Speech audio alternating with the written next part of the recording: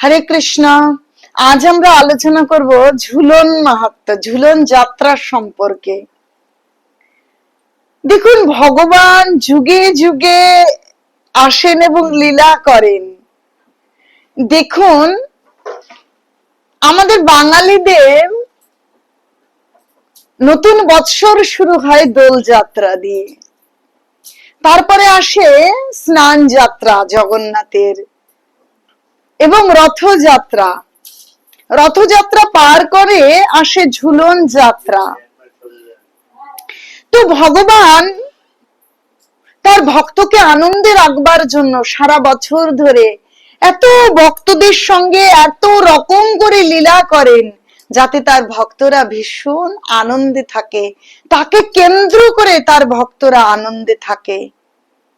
আসলে ভগবান দশম স্কন্ধ ভাগবতম 33 নম্বর অধ্যায়ের 36 নম্বর শ্লোকে বলছে, অনুগ্রহায় ভক্তানাম মানুষম তনম আশ্রিতম। যে ভক্তকে অনুগ্রহ করবার জন্য ভগবান লীলা করেন, তার ভক্তকে আনন্দ দেওয়ার জন্য তিনি নানান লীলা রচনা করেন। তো যখন এই বর্ষার শুরু, শ্রাবণ মাস, তখন হয় ঝুলন যাত্রা। আপনারা দেখবেন, যখন গ্রীষ্মকাল তখন হয় ভগবানের চন্দন যাত্রা, তাই না মাতাজি? চন্দন যাত্রা হয়, ভগবানের ভীষণ গরম লাগে, তাদের গায়ে ভগবান সেই লীলা করেছেন মাধবেন্দ্র পুরীকে দিয়ে, যে ভগবানের গায়ে চন্দন এবং কর্পূর লেপন করতে হয়। এবং বিকেলে নৌকা বিহার, নৌকায় দিয়ে একটু মৃদু মন্দ বাতাস, যাতে ভগবানের আনন্দ হয়। আসলে ভগবান নিজে নৌকায় চড়তে গিয়ে তার ভক্তদেরকে টেনে নিয়ে আসেন নদী বা ঝিলের পাড়ে, যাতে তার ভক্তরাও সেই মৃদু মন্দ বিকেল সন্ধ্যাকে উপভোগ করে আর মুখে আনন্দের সঙ্গে হরে কৃষ্ণ কৃষ্ণ কৃষ্ণ হরে হরে, হরে রাম রাম রাম হরে হরে, হরিনাম কীর্তন করে তারা যাতে আনন্দে থাকে। তারপরে রথযাত্রা, ভগবান রাস্তায় বের হন। তিনি রথের ওপরে উঠে তিনি জগৎকে দর্শন দান করেন, সমস্ত ভক্তকে দর্শন দান করেন। যারা মন্দিরেও প্রবেশ করতে না পারেন তাদেরকেও তিনি কৃপা করেন। তারপরে শ্রাবণ ভাদ্র, আচ্ছা জানেন ভাদ্র মাস আসলে কেমন গরম পড়ে, কেমন ভ্যাপসা একটা গরম, গা ঘেমে যাচ্ছে, কেমন অস্বস্তিপূর্ণ একটা ওয়েদার। তখন ভগবান কি করেন জানেন? সুন্দর, যাতে দোলনার মধ্যে দুললে, তখন এই ভাদ্র মাসের শুরুতে বাতাস কিন্তু খুব বেশি বয় না, কি বয় না, বাতাস বয় না। তখন গায়ে ওই ঘামে একটা প্যাচপেচে গরম, যাতে একটু দোলনায় দুলে হালকা বাতাস গায়ে লাগে আর ঘামটা একটু শুকিয়ে গিয়ে আনন্দ পাওয়া যায়। ভগবান দোলনায় বসে, আর ভগবানকে দোলনায় দোল দিতে গিয়ে তার ভক্তরা এক মনোময় আনন্দের সমুদ্রে নিমজ্জিত হয়।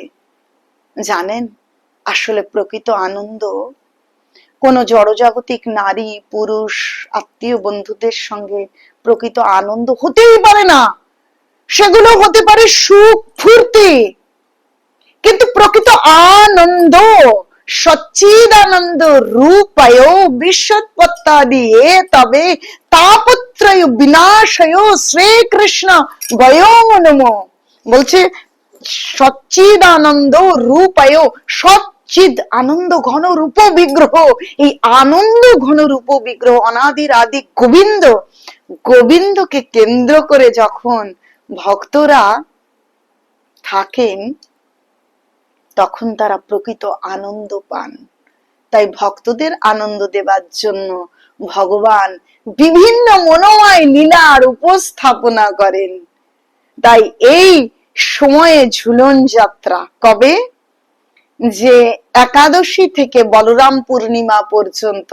একাদশী হচ্ছে 24শে আগস্ট, 6ই ভাদ্র, এই 24শে আগস্ট থেকে ঝুলন পূর্ণিমা শুরু হবে আর বলরাম পূর্ণিমাতে শেষ হবে।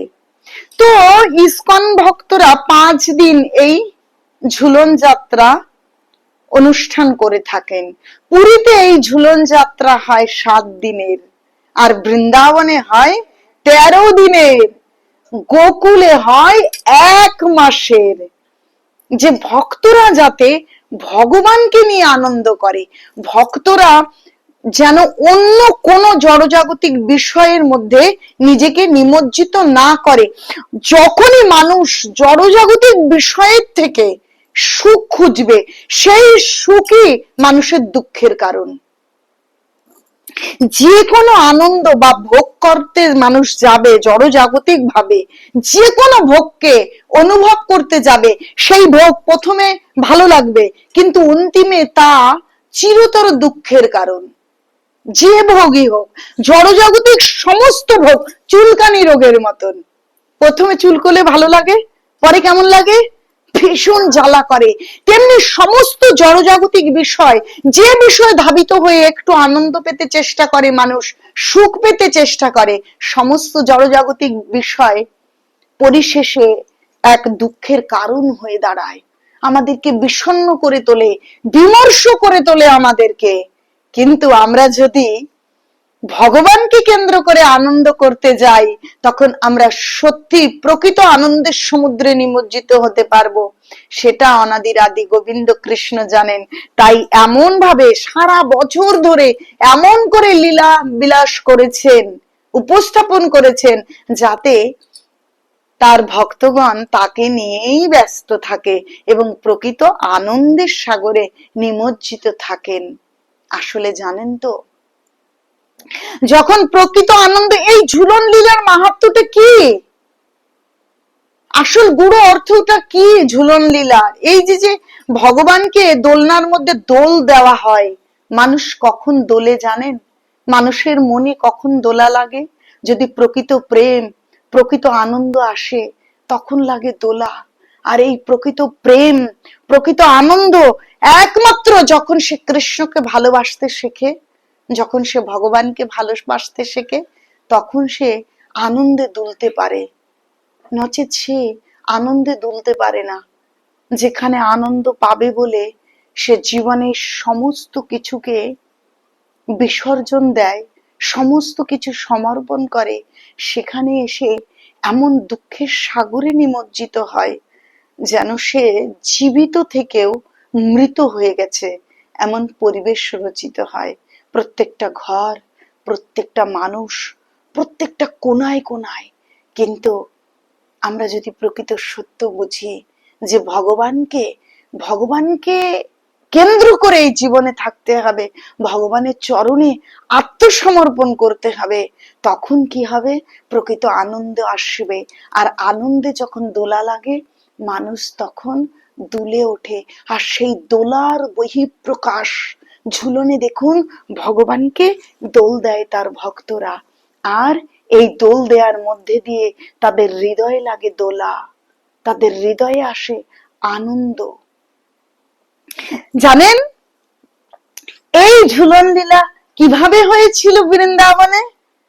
যেমন আমরা বঙ্গদেশে থাকি, এখানে যখন দুর্গা উৎসব হয়, কেউ বলে বড় পুজো, কেউ বলে বছরের সেরা উৎসব, তখন সব মেয়েরা বাপের বাড়িতে যায়।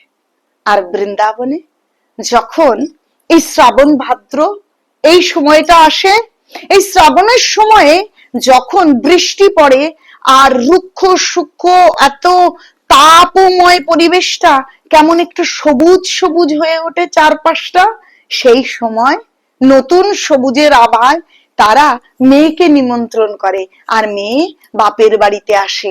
আগেকার দিনে মেয়েদের বিয়ে হতো ছোট ছোট, তারা বাপের বাড়িতে আসবে, আর মা কি বলতো?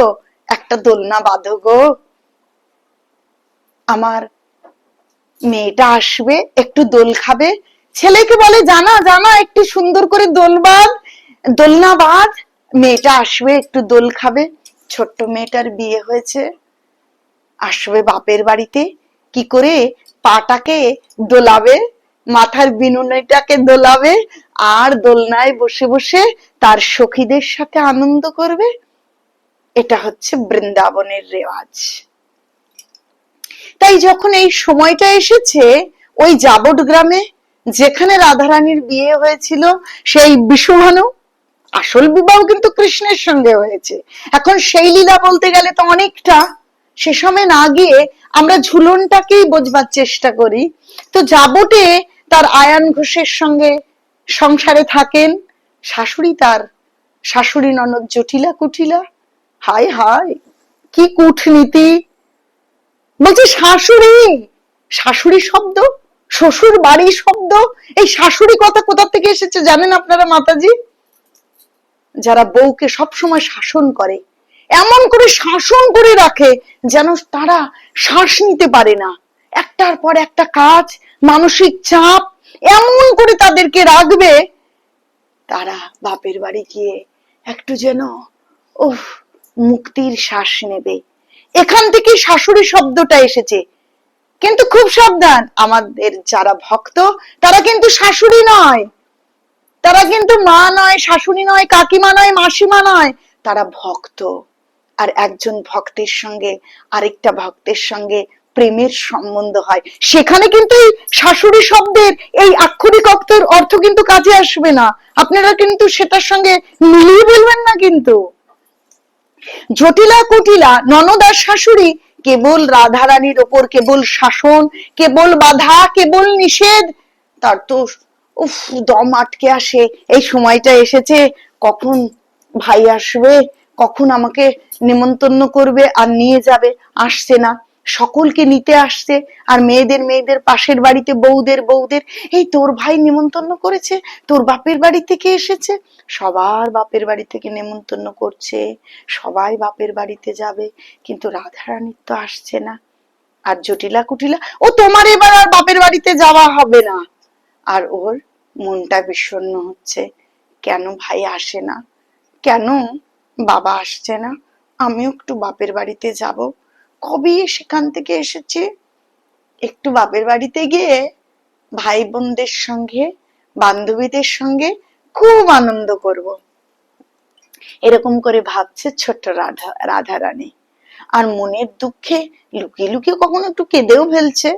কিন্তু কখনো মনে করবেন না এই রাধারানী এরকম লীলা করছে যেন এই জড় জগতেরই ছোট্ট একটা মেয়ে। ভুল করবেন না কখনো, কখনোই রাধারানী সাধারণ কোনো মেয়ে নয়, শুধু লীলা করেছেন আমাদেরকে আনন্দ দেবার জন্য। তিনি ভগবানের লাদিনী শক্তি, যেখানে স্বয়ং ভগবানই তার আরাধনা করেন। তিনি হচ্ছে বৃন্দাবনেশ্বরী, তিনি কোনো সাধারণ রমণী বা সাধারণ কন্যা নন, শুধুমাত্র লীলা করেছেন আমাদের আনন্দ দেবার জন্য। তাই কখনো ভুল করবেন না হে ভক্তগণ। তাই তিনি চিন্তা করছেন কখন আসবে, কখন আসবে। আসলে কীর্তিদা মাতা ভাবছে একটু দেরি করে পাঠাই, বাড়িতে এত কাজকর্ম, নেমন্তন্ন করে আসবে আবার আনতে যাবে, দুটো করবার দরকার নেই, একবারে নেমন্তন্ন করবে, একদিন থেকে বোনকে নিয়ে চলে আসবে, তাই আগে পাঠায়নি। সত্যি সত্যি ঝুলন লীলার আগে পাঠিয়েছে, শ্রীদাম এসেছে। আর মায়ের কত বুদ্ধি দেখুন, সুন্দর দুটো শাড়ি দিয়ে পাঠিয়েছে, সুন্দর উপহার দিয়ে শ্বশুর বাড়িতে পাঠিয়েছে। এখন যখন শ্রীদাম এসেছে তখন জটিলা কুটিলা বলছে এবার আর রাধারানীর বাড়িতে যাওয়া হবে না, এবার যেতে হবে না। কিন্তু শ্রীদাম দুটো শাড়ি নিয়ে এসে রাধারানীকে বলছে শাশুড়িকে দিয়ে দাও, ননদকে দিয়ে দাও। মা মা মা দেখো কি সুন্দর শাড়ি পাঠিয়েছে, ননদকে দিয়েছে। তখন তারা শাড়িটা পেয়ে তাদের মনটা নরম হয়ে গেছে, আর বলছে যাও যাও, এসেছে যখন তখন তুমি বাপের বাড়িতে চলে যাও। যখন বাপের বাড়িতে গেছে তখন বৃষভানু রাজা সুন্দর দোল দেবার জন্য একদম একদম ঝোলা রেডি করে রেখেছে, দোলনা রেডি করে রেখেছে, সুন্দর করে বানিয়ে রেখেছে, এবং পূর্ণমাসী সুন্দর করে তৈরি করেছে। এত সুন্দর ফুল লতা পাতা, শুধু বিষবাণু রাজা কেন, সমস্ত গোপীরা, রাধারানী আসবে, গোপী শ্রেষ্ঠ সুন্দর করে দোলনায় বসবে, কৃষ্ণ আসবে, রাধা কৃষ্ণকে একসঙ্গে ওই দোলনায় চড়তে দেখে, দোল দিতে দেখে সকলে আনন্দের সাগরে নিমজ্জিত হবে। তো এইভাবে ঝুলন লীলা সংগঠিত হয়েছিল বৃন্দাবনে। আর আমরা সেই বৃন্দাবনের সেই ঝুলন, এই প্রত্যেক বছর এই ঝুলন পূর্ণিমায় আমরাও ভগবানকে দোল দেব। যিনি ভগবানকে এই দোলে, এই দোলনায় দেখবে, বলছে যে দোলে চ দোল গোবিন্দ, রথে চ বামনান্দিষ্ট, পুনর্জন্ম না বিদ্যতে। যিনি এই দোলনায় দোলরত রাধা মাধবকে দর্শন করবেন, যিনি দোলনায় রাধা কৃষ্ণকে দর্শন করবেন, তার আর কখনো পুনর্জন্ম হবে না। ব্রহ্মার পর্যন্ত পুনর্জন্ম আছে, কিন্তু যিনি রথে আরূঢ়, মানে রথে বসে আছেন, ভগবানকে দর্শন করবেন, এবং যিনি দোলনায় দোলরত রাধা কৃষ্ণকে দর্শন করবেন, তার কখনো পুনর্জন্ম হবে না।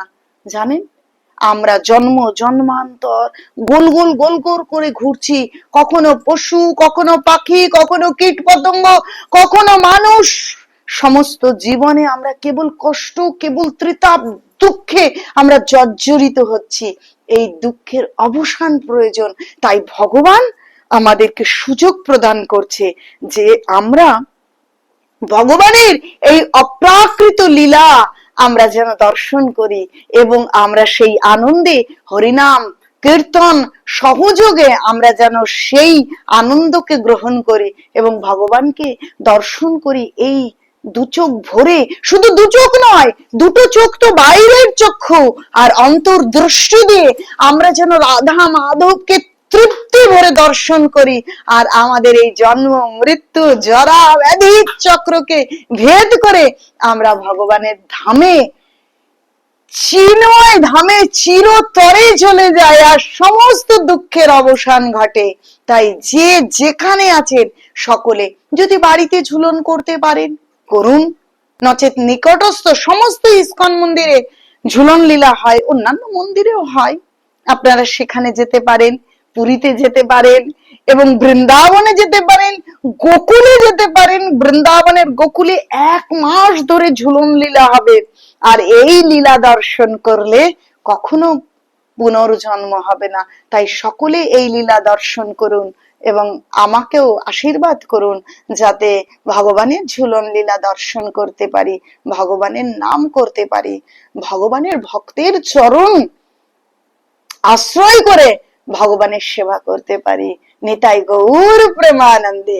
হরি হরি বল।